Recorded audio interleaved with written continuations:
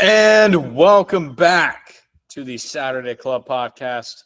I'm your host, Brandon Smith, alongside my brother in arms, Jerry Drummond. Yeah, thanks for the intro. Absolutely. Chris cannot make it, so it'll just be us two tonight. Yes, we're trying to get back on the Sunday schedule. It's my fault we couldn't record earlier. I've been traveling around, so my apologies. Chris will be back Sunday once we get back in a normal schedule. Absolutely, but we got a lot to unpack. Yeah, it's great that college football is back. Obviously sucks that Clemson lost, but hey, if you just love college football, when your team wins, it's gonna be a tough sport. It was a magical weekend. It brought a tear to my eye to see all my friends in one spot. And Clemson, and not all my friends, but my Clemson friends, and it was beautiful. A great time. Then we went up to Chapel Hill last night. So football's the best. Football's the best. Sorry for my voice too. Football's the best.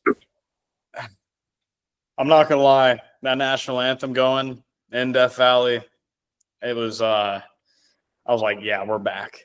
I will say, I'm very biased, but I think Clemson does.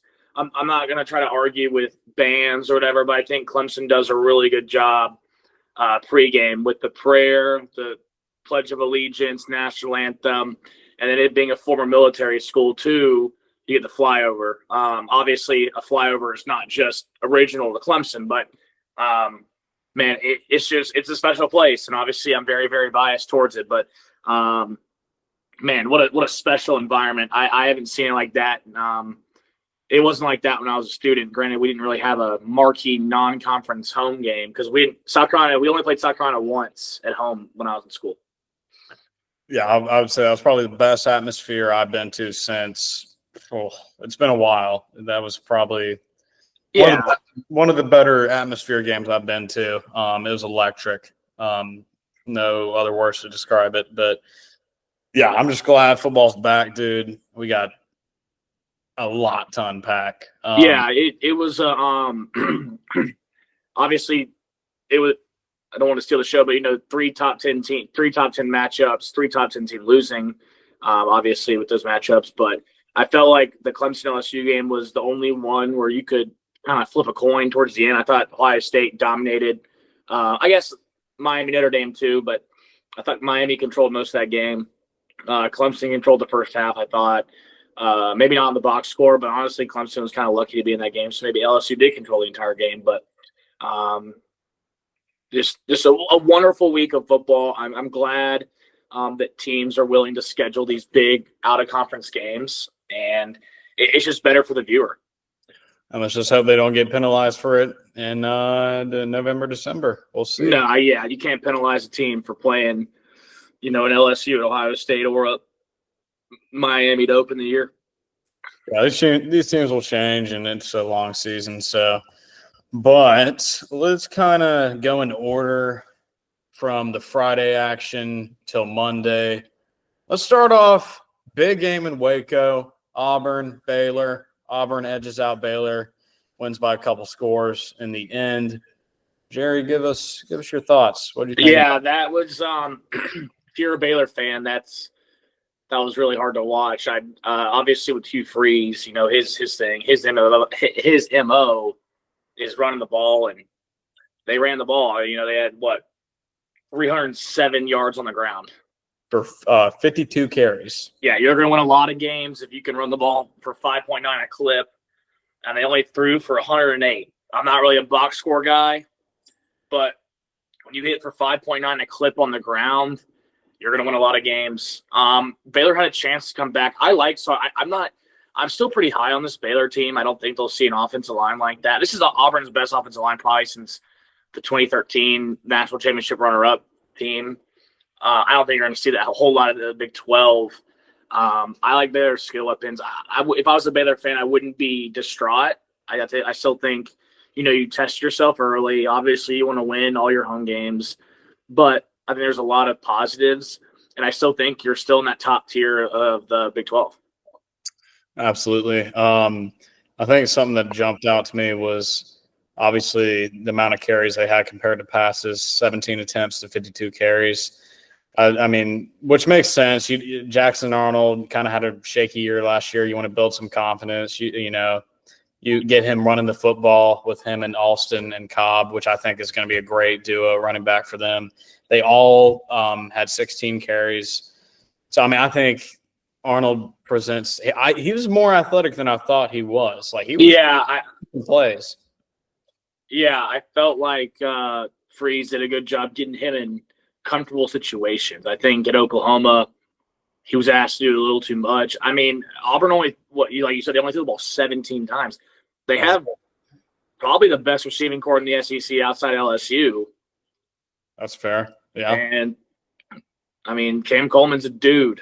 Like that, I think the only play I remember Cam Coleman making, he ran like a little sail route, and Arnold made a nice – underthrew him a little bit, but Coleman's just – when God makes a wide receiver, they make him like Cole Coleman.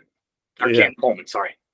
Yeah, he's a dog. And they spread it out around too, even though they only had 17 attempts. But I think that's a good sign for Auburn. Just shows you that they can win in different ways. There's going to be games where later on in the season they'll be like, hey, we need to throw the ball to win the game. And that's when it's going to be like, okay, let's see how Arnold has improved. And I think getting him kind of acclimated to the offense and comfortable in the system and getting some of those good game reps in, I think will kind of allow him to settle in so that when that time comes, he's going to be more ready for it. So I'm curious to see.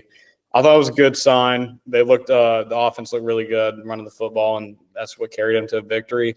I will say about Baylor, I thought Michael Trigg and Cole Wilson on the outside were two studs. Like them two with the freshman running back Knighton, I think, and then Bryson Washington, like they got skill players. Like, yeah, they definitely got some dudes. Trigg can play. Cole Wilson, I think, is the kid from Texas State. And then they have Kobe Prentice, too. Right. So I think Prentice had the touchdown, the busted coverage. But it was a good game. I mean, Baylor kind of withered away at the end. But if you're a Baylor fan, if you're a Baylor alum, I don't think you have anything really to be mad about. You got a big game on Saturday, though.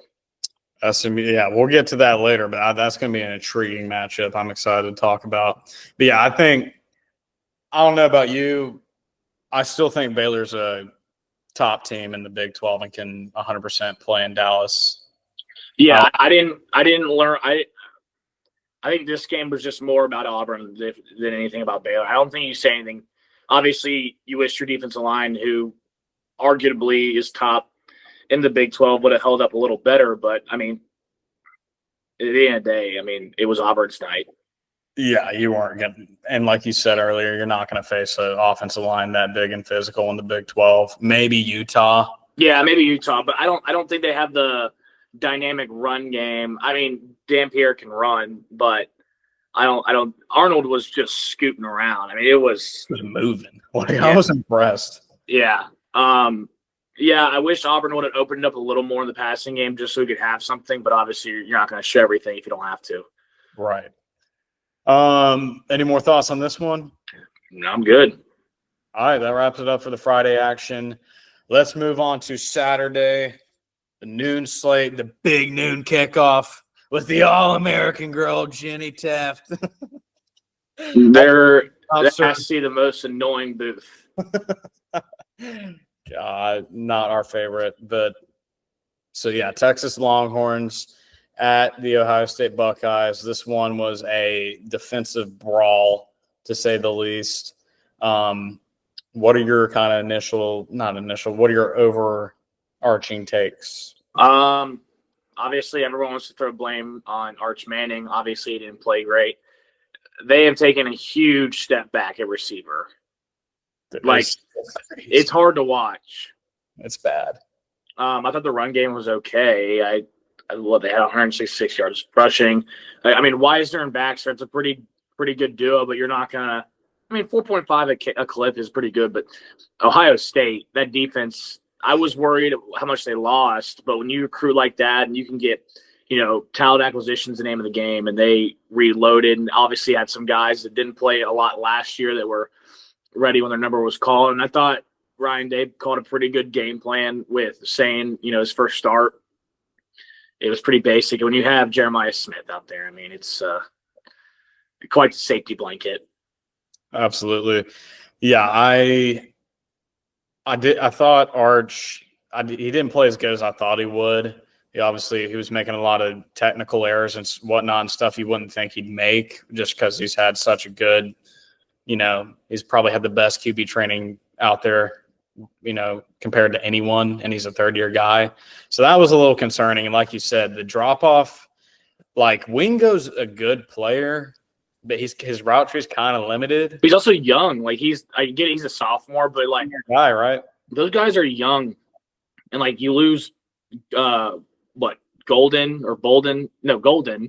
I think the loss of Golden is going to be more impactful than people realize. And Gunnar Helm too. Yeah, he was. I know they brought that kid over from Cal Andrews. But dude, Gunnar Helm was a good player. Oh, he was really good. I think he got drafted, didn't he? I think so, yeah.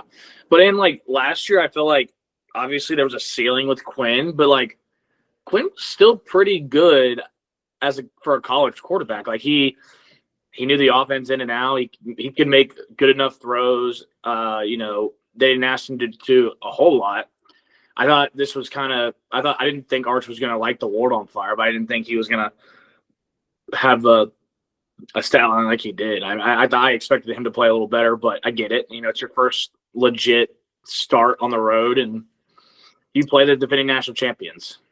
Yeah, I think also too is Ohio State is just, again, they reloaded. Like a lot of those guys, I feel like Jermaine Matthews and Igbenogson started last year, but Jermaine Matthews and like Sonny Styles, they still brought back a lot of experience. They may not and Styles in every game, but they played pretty good. Edric Houston, another guy that freshman from Georgia, didn't start last year, but he played a lot. It's just like guys. Edric Houston was a true freshman. Last year he was. Oh, my bad. No, you good, Chat. You good. They just it was impressive, man. They brought in a couple portal pieces like Bo Atkinson, who played really well. Like they reloaded, man. Like that's a dangerous team. Like especially when Sane puts it all together. Dude, yeah. By the end of the year, they might be tough to beat. I'm a little scared about that. Well, the thing is, like, you're not asking him to be C.J. Stroud. No, he doesn't have to be. Like, no disrespect to Will Howard, but if you would have told me Will Howard was a national championship quarterback after what we saw at Kansas State, I would have been like, yeah, there's no way. But then again, I think that system or that offense is kind of plug and play when you have dudes at receiver. I mean, yeah, I think Carnell Tate slept. I mean, obviously Jeremiah Smith gets all the love as he should, but like Carnell Tate's, if he's your number 2 receiver, you're doing really well. Like, be 95% of teams and their number 1 receiver, like for sure. Yeah, to me, watching that game, it was like, yeah, these are 2 elite rosters, like just dudes everywhere. I know it was not like the offensive fireworks that some people like, but I thought it was a high-level game. Like, I enjoyed – I didn't get to watch a whole lot. I'm glad you turned I never used to be a big shootout guy. I'm glad you're turning your eyes to good football doesn't have to be played in the 30s. French play? Dude, I'm telling you, like, when you see 2 defenses go up against each other, it's powerful. It's just something seeing them spill and kill like that, dude. I enjoyed it. I thought it was a good game. Obviously, it was high-level football. These teams are going to, I'm sure, look different by the end of the year. But, yeah, any other thoughts on that one? No, I think it was – I don't think you penalized Texas for scheduling that game. And I don't think it's a referendum on Texas. I think Texas will be just fine. And Ohio State, that's the new Death Star. Yeah, no, very scary. And I think it's crazy to say, though, that Texas still had a chance to go down and tie it. So, I mean, for as bad as Arch played, like, can't take that away from them. So, good game. But, yeah, let's move on. Next one we got up. I'd say this is probably the storyline. Here, I'm getting a call. Just keep going. I'm gonna Okay. mute myself. No, you're good. All right. So next up we got Florida State, Alabama. That I'm not gonna lie. If you would have told me that Florida State would have covered Alabama spread, I would have been like, you're on something. I don't know what. But I would say this is definitely the storyline of the week. Yeah, man, Florida State just like straight up. It wasn't even like they did trick plays. They were just straight up bullying Alabama. I've seen countless clips on Twitter of Bama just looking soft, just not giving full effort. Florida State just mauling them on both lines of scrimmage. Like, just not what you would think you would get from an Alabama team. Like, it was – I didn't get a chance to watch it. I was at the tailgate and talking to people, but I had a chance to go back and watch it a couple days ago, and I was just blown away with the physicality that Florida State played with. And, man, Gus Malzahn and why am I forgetting the name? Castellanos. That pairing it was made in heaven. It was a throwback to Nick Marshall at Auburn when he was a play caller there. It was fun to watch, man. He's a dynamic athlete. If he stays healthy, I think Florida State can 100% contend for the ACC.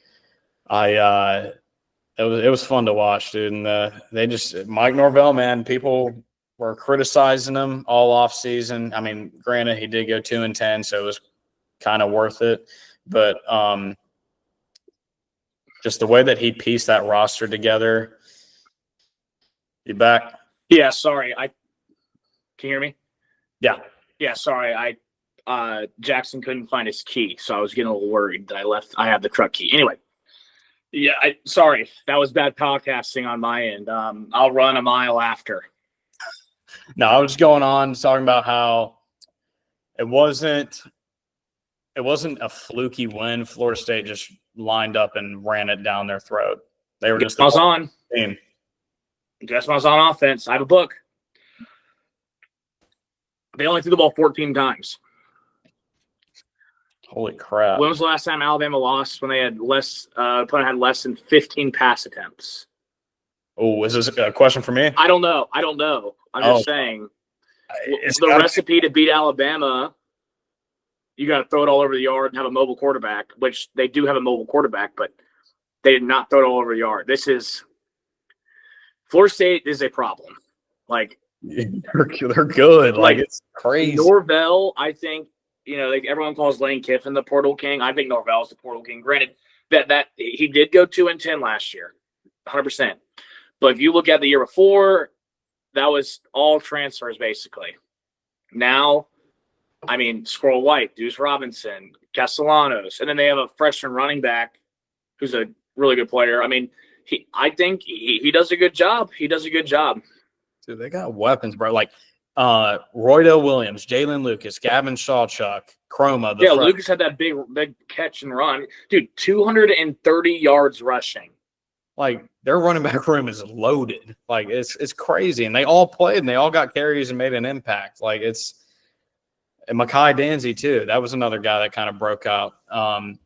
They're good. They're going to be fun to watch this year. I'm not going to lie. Yeah, Malzahn can dial it up. I think he was a good obviously, it didn't work out at UCF. But I think in terms of X's and O's and calling plays, especially in the run game, Malzahn is like one of the best of all time. Like, I'm not even joking. Like, Malzahn, oh my gosh. Dude, I can't even fathom how good a play. Like, dude, what would be the greatest matchup of all time? Just Malzahn versus Chip Kelly calling plays. Yeah. Don't let them run a program, but just let them. No, I'm telling you, and some guys are just built to be coordinators, and that's fine. It's not a knock. I think Malzahn is one of the most elite offensive play callers college football's ever seen. I mean, he took a defensive back in Nick Marshall, and they were a drive away from winning a national championship. like if Malzahn has a athletic quarterback, it's over. Like, because now he can work on the RPO game. I mean, they got dudes. Like, Deuce Robinson's going to be a problem if he puts it together. Yeah, I mean, like, at his size, 6'6", and how he moves, like, that's a problem. Squirrel White can stretch the defense. Just the fact they have, like, 5 running backs that can all play and can kind of, like, do different things, like, their running attack is going to be crazy. Like, And Castellanos had 86 or 78 on the ground. If they can stay healthy, like. Well, the thing is, he's not taking hits like Haynes King. Like, it's a lot of, like, he scrambles around and they do, like, a lot of outside zone and stuff like that. Not like QB counter into the freaking box. And he was really good about, like, kind of missing tackles in a way. Like, he's really good at knowing the situation and diving and, like, knowing not when to get hit. It's pretty impressive. I'll have to go back and watch the All-22 because that was one of the – honestly, most of these games because we just didn't really have time on Saturday. But, man, I mean, Jalen Lucas, 2 for 66, that 64-yard – I guess he got pushed out at the end zone or at the 1-yard line. Squirrel White. I mean, you have dudes, White, Robinson, Randy Pittman's from UCF. Randy Pittman Jr. is a ball player. Yeah, he was blocking his you-know-what off. Yeah. They got dudes. This has to be the story of the week. Like, Alabama losing, like, as a double-digit underdog. I don't know. I'd be very concerned. I don't know. I don't want to say DeBoer's on the hot seat. I still think he's a really good player or a coach. Sorry. What his buyout's like $100 million? Dude, they'll pay it. I'm worried about out of all these teams that lost. I mean, Alabama, I'm worried. Like, some of that stuff has got to be like culture problem. Like, it was. You see players laughing when they're taking a knee. Yeah. The amount of videos that have come out is just crazy. And all these Bama fans, like, posting these old videos of the old Nick Saban teams of guys just, like, with screws loose. Like, Alabama just isn't feared anymore. They don't have that. Like, I seriously, when I was watching the game, I was like, it just, like, doesn't hit the same. Like, I look at that Alabama jersey, I'm like, Like, it put the fear of God into me. Trust me. Me too. Like, I was like, oh, my. There's such plain uniforms, but that all white, I'd be like, it's just, I don't even know how to describe it. I'd be like, oh my God, I don't want to play them. But like, you just don't have that feeling anymore. And it's crazy that it's only been a couple years since Nick Saban retired. Like, it's, I don't know. I don't really have anything against Alabama. Like, I get it. They beat Clemson a couple times, but I don't root for Alabama, but I like when they're good because it's good for college football. Like, I don't want to see them be bad. And I think DeBoer's a good coach. I like DeBoer. Obviously, you may have a different opinion on him than I do, but I think he can dial it up. But it's like there's no excuse to lose to a Florida State team that went 2-10 last year. I get it. It's away. I get it. But they just don't play with a sense of urgency anymore. No, they just don't have that dog in it. They just didn't like. I don't even know, dude. It was just everything. The effort. They just seem like they don't care. They just go through the motions. Yeah, it's just I don't know. And it wasn't like the teams that DeBoer coached at the other places were like that. I don't know if he just isn't the right fit there. Like, I think last year, I remember reading some stuff, is he couldn't really be that hard on him because that wasn't his team at all. Like, he took the job really late. So I think in his mind last year, he was like, dude, we just got to keep this team together. Like, I can't be running my mouth at these guys and fear they're going to leave because we don't have any bodies. But then this year, he's like, yeah, I can finally coach them how I want to coach them. And then you go lay an egg week 1. Yeah, I'm curious to see how they look in the next few weeks as they kind of improve or whatnot. Because I know they got somebody coming up who's stand by. I was just about to look at it. You read my mind, so that was cool.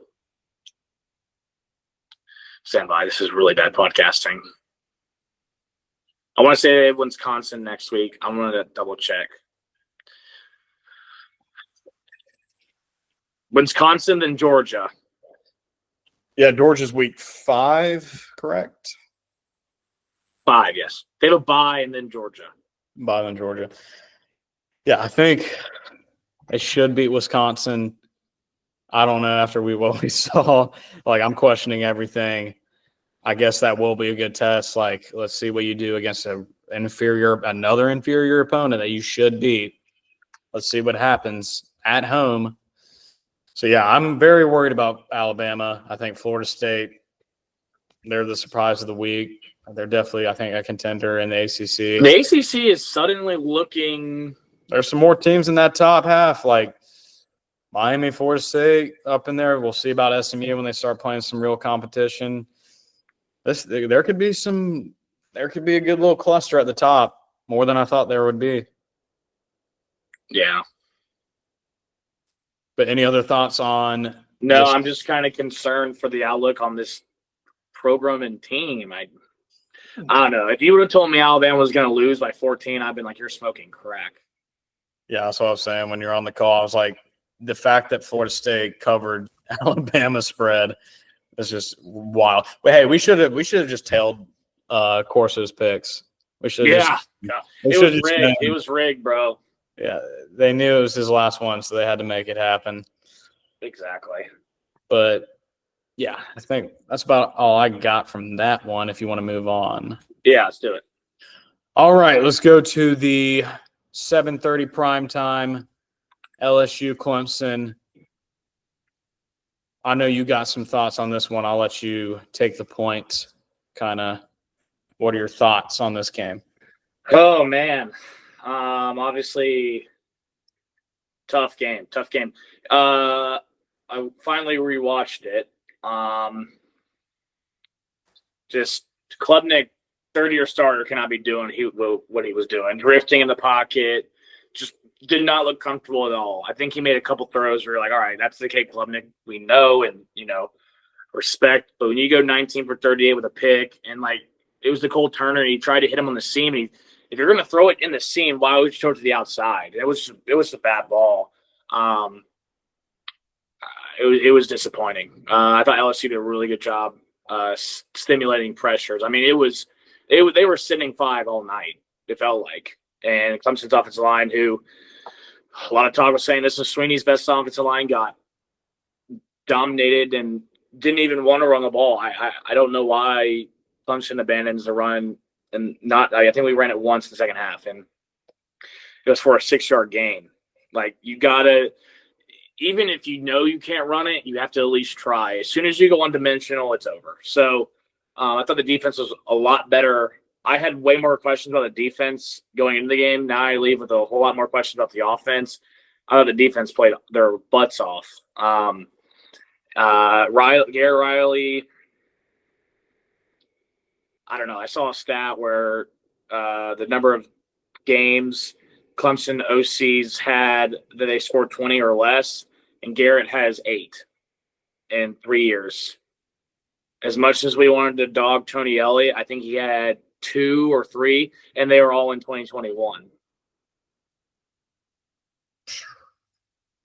Maybe he had 4 or 5, because I know in 16 we beat Auburn.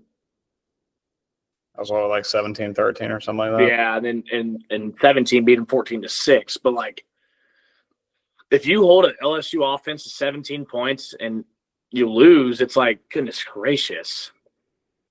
But man, LSU did a really good job. Didn't even really use Nick Anderson. I mean, dude, this receiving core, they're not as overpowering as an Ohio State, but all those guys can move the ball in their hand. Brown, Anderson, throw it to them and they're gone.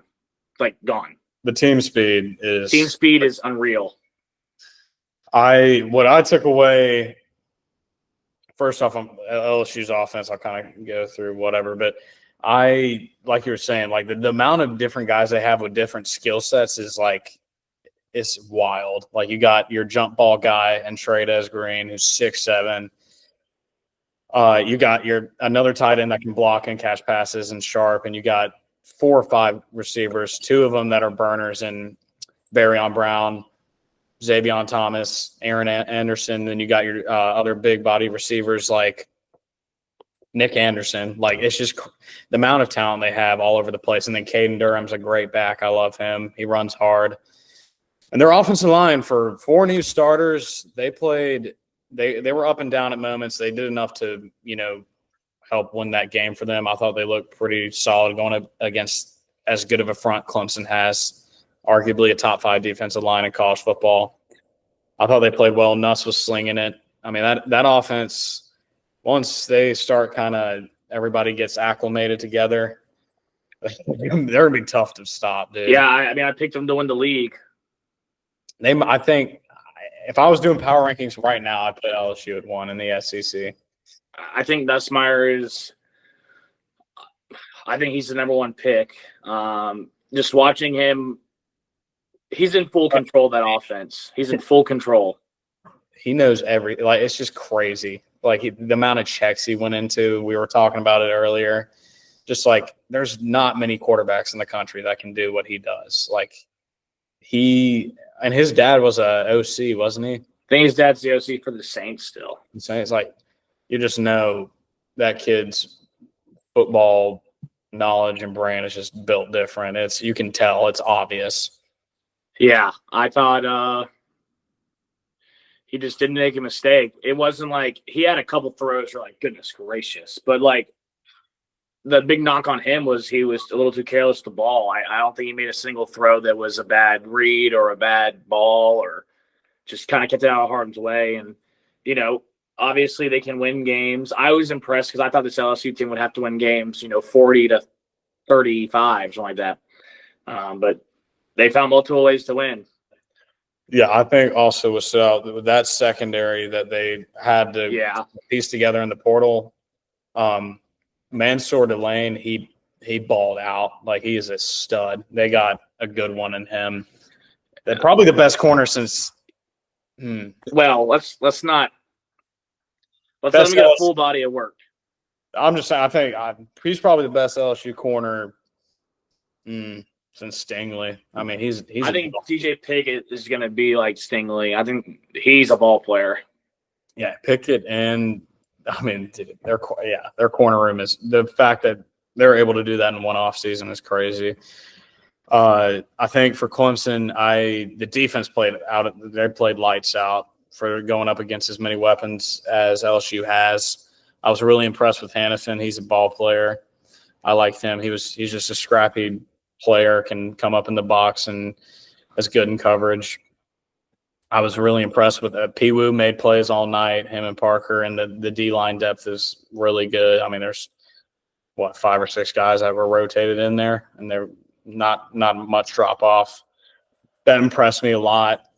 Yeah, like you were saying, the offense. The one thing that really concerns me, just not for the LSU game, is what's going on at running back. Like, I don't know if it was Garrett not trusting the room, or like what's going on. Just the fact that they didn't even try to run the ball the second half was just like, I don't know. I don't know if that's Jay Haynes coming back kind of helps solve that. I don't know.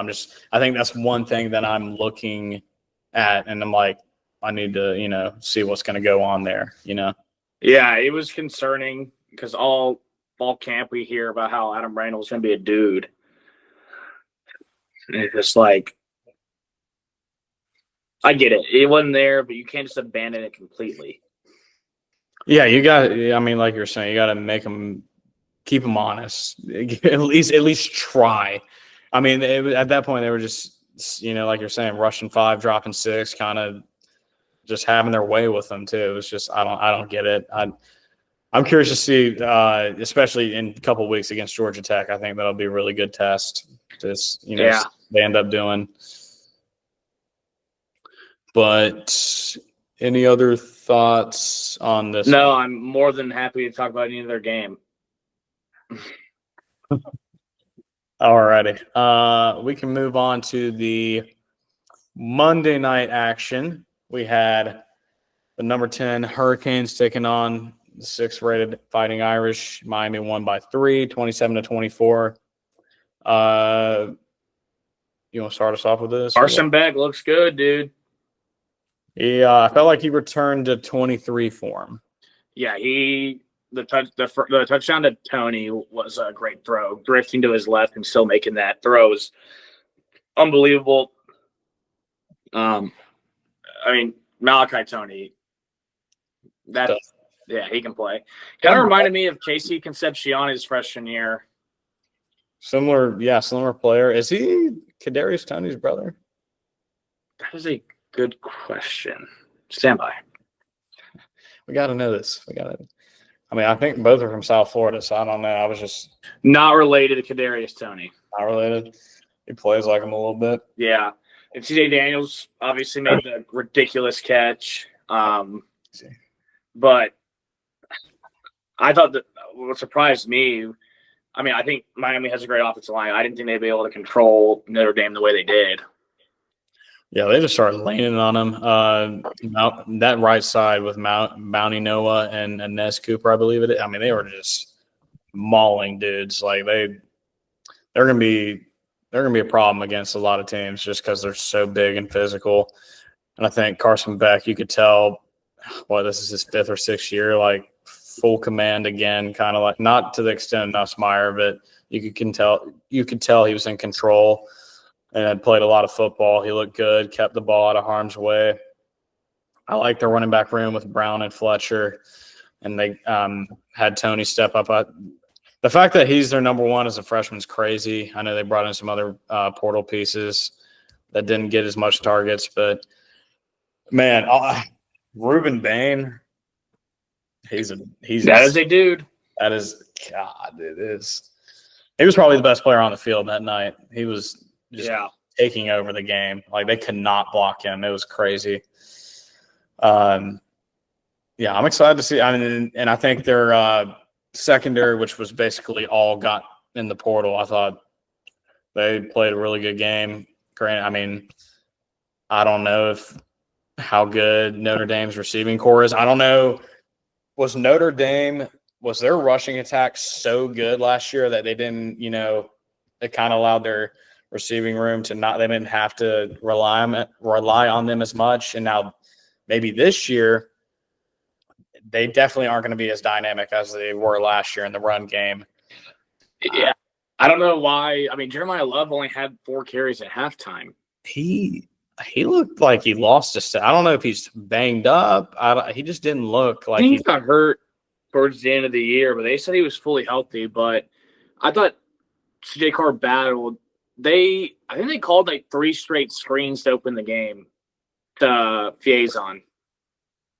Yeah, that's right. I remember that. I just didn't like that. I get it. You want to see, your young quarterback getting a rhythm, but I think there's other ways. I would have gone. I mean, God, this is so like armchair quarterback, but play action shot with they're loading up with Love. I get Carr out of the pocket, get him moving a little bit. I mean, he's mobile. Yeah, he can scoot a little bit. I liked Carr a lot. I was hoping to see a little bit of Kenny Michi, but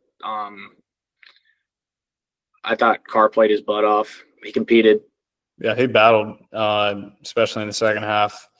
Another one that they had a chance to kind of go down and tie it up. Yeah, but did you ever think – I didn't really think they were going to – Yeah, I mean, there was a chance, but it was obviously it was going to be tough.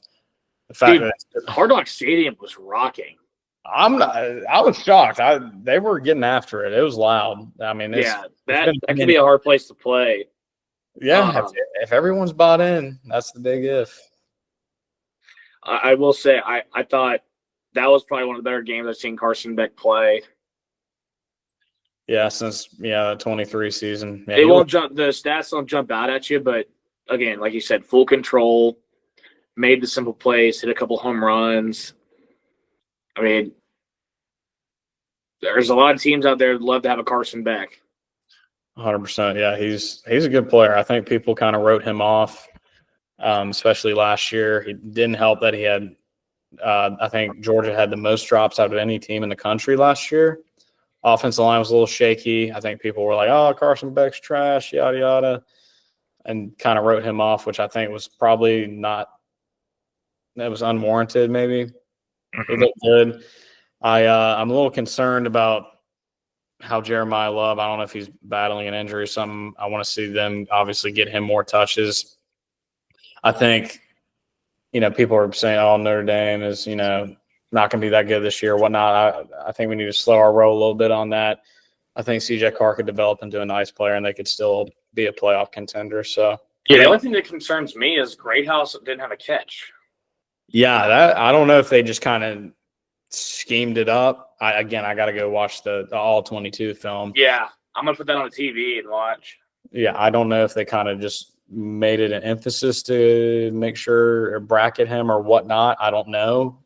I want to watch it before I make assumptions, but yeah, I don't know why. Their leading reception guy was Raritan, the tight end, but they threw a bunch of screen. But he had the leak. He had that leak that was that he scored on. They had a coverage bust, so that's a little inflated.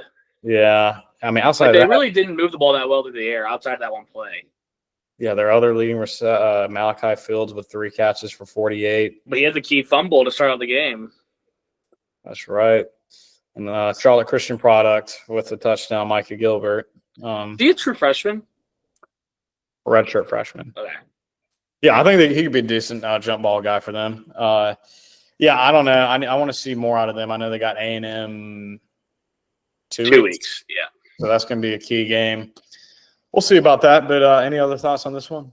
No, it was a good game. It's cool to see Miami, that place packed out. Yeah, it was fun to see them actually invested and, rocking like that. Another high-level game. But on to the last game. Final game we'll recap for week 1.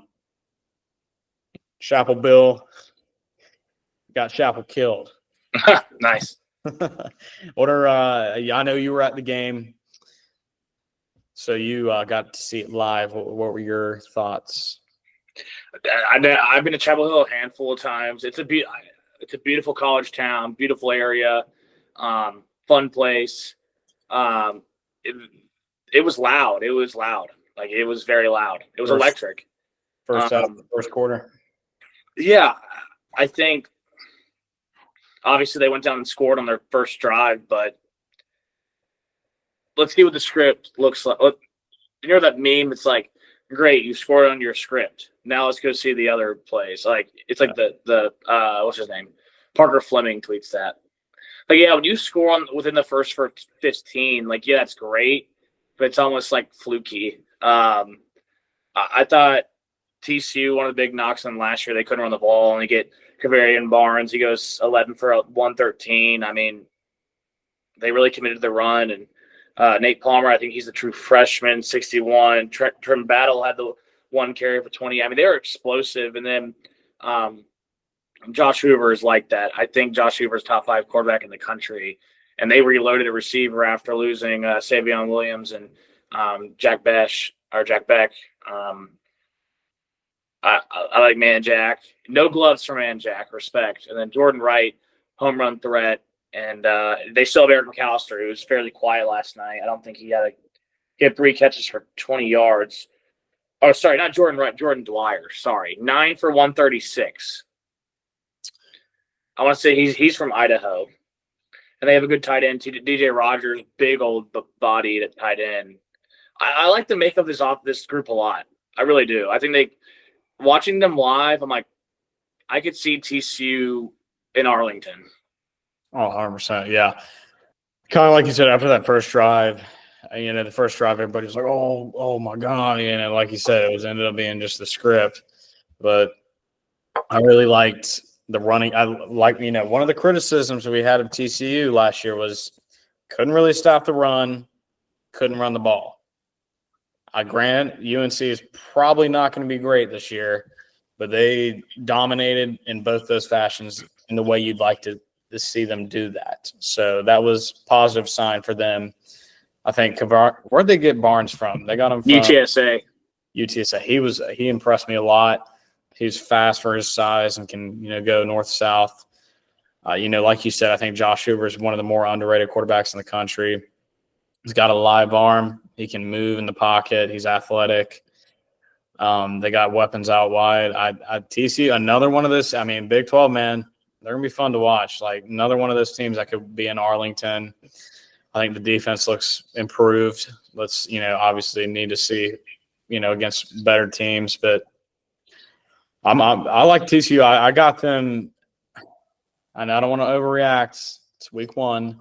I from that performance, I am inclined to put them in that top group of Kentucky. I think they are just because they dominated them. Yeah, I know it's North Carolina, but Josh Hoover is elite. Like, not many. Like, the ball looks different coming out of his hands. Oh, 100%. And this is his second year starting, right? Third year. Okay, yeah. So I mean, the amount of experience he has too is just gonna, it makes you different. Another guy that is in control of that offense, and Bryles has been there a few years now, right? 3, yeah. So I mean, that continuity in the system is going to be big for them. But any other thoughts on this one? Yeah, I mean, I'm really excited. I guess SMU plays Baylor this weekend, but then TCU's got SMU September 20th. That could be a really good game, really high scoring. I hope it is, because I think when we were growing up, like early on, TCU was, their defense was elite. But then when Boykin got there, it was legit. Like, they could hang 80 on you. I mean, they scored 85 points on Texas Tech, I think in 14. So I want to see a high-flying offense. I think TCU could win. Like, it's impressive what they did on defense.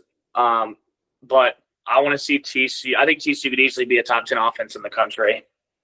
100%. Yeah, they got the weapons too. And Avalos is in year 2, right? Yeah. God, who was at DC before that? Oh, I'm blanking. Oh, my gosh, I'm blanking. I have no idea.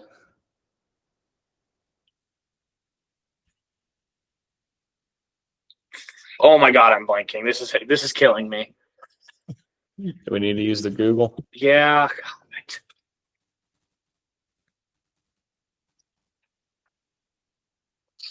Joe Gillespie?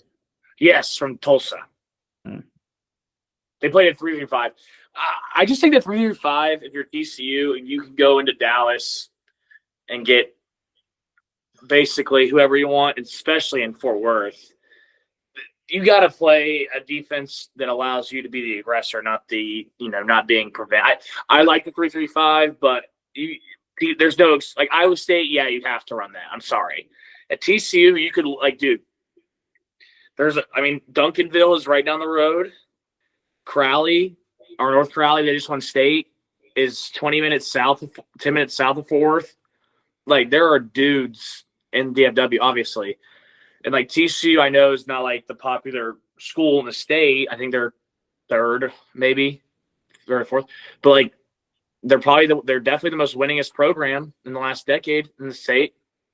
They may not be able to get those top shelf guys, but they can get that next rung of guys that are really good football players that may not, be the top prospects on the board for some of these bigger schools, but guys that are still ball players. And Texas high school football's, that's what, number 1 or number 2 in the country in terms of dude, Josh Hoover was committed to Indiana.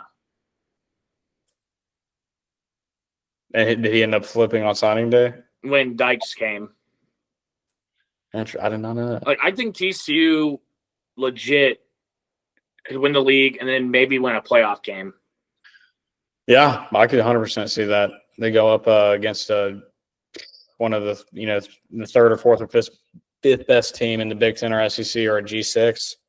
Could totally see it.